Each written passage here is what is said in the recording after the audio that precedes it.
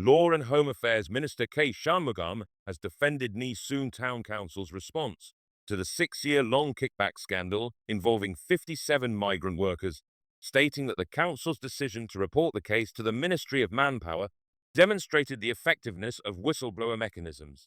His comments on 1st February 2025 came after mounting political criticism, including from opposition leaders Pritam Singh and Red Dot United, who questioned why the illegal kickback scheme went undetected for so long. The scandal centers on Derek Ho Chiak Hock, a former operations manager at Leon Cheng Contracting Private Limited, a cleaning services provider for Nee Soon Town Council and other constituencies, including Pasir Yispungal GRC. Between 2014 and 2020, Ho collected over 396,000 Singapore dollars in kickbacks from 57 migrant workers in exchange for renewing their work permits. The workers paid amounts ranging from 1,500 Singapore dollars to 15,500 Singapore dollars each. The abuse was said to have been uncovered only in 2020 after an anonymous complaint prompted the Nee Soon Town Council to report the case to MOM. Ho was subsequently convicted in November 2024 and sentenced to 24 weeks of imprisonment.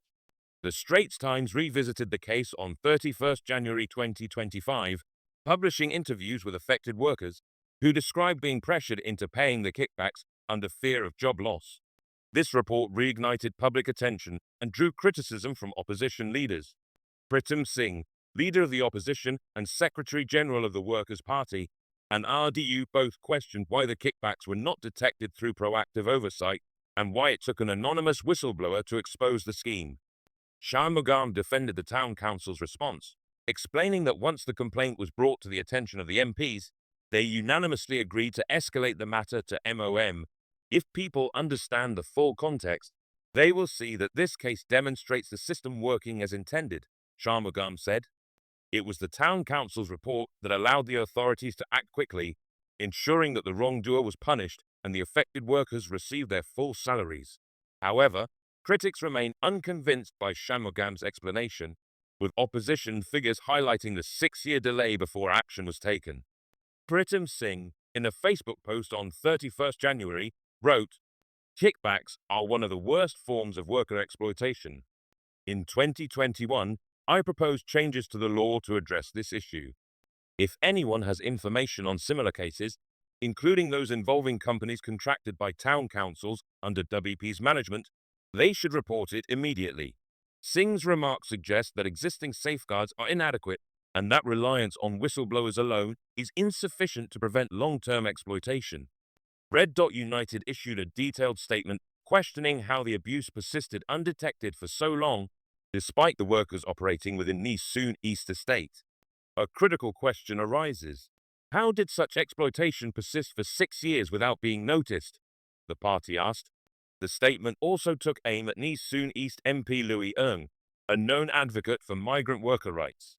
If there was indeed deep engagement with these workers, as claimed, how did such abuses go unnoticed for years?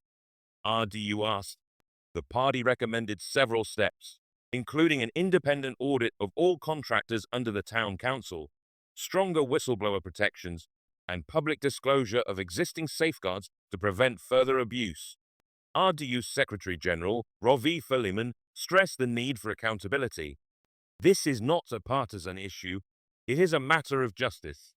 The workers who keep our estates clean deserve far better," he said. Shanmugam acknowledged the opposition's concerns, but warned against politicizing the issue. "Everyone, including political parties, has the right to ask questions, but making accusations before understanding the full facts is regrettable," he said. He reiterated that the kickback scheme was the result of an individual's misconduct rather than systemic negligence by the town council. According to Shanmugam, Leon Cheng Contracting Private Limited has since been acquired by new management, which has implemented stricter operating procedures.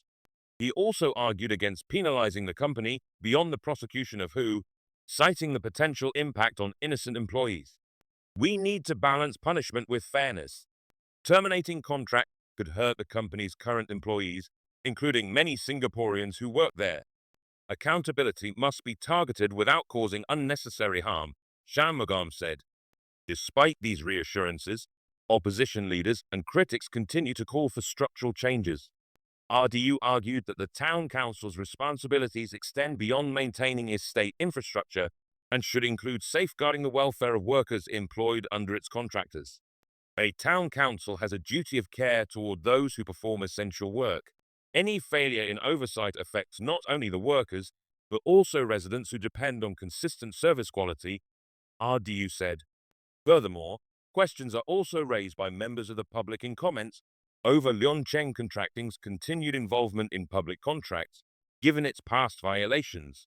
In 2009, the company and its director, Peng Ho, were fined 8,500 Singapore dollars and 5,500 Singapore dollars, respectively, after pleading guilty to 15 charges under the Employment Act.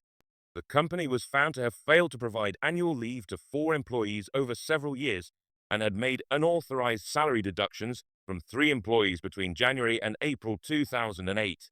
Another 16 charges were taken into consideration during sentencing.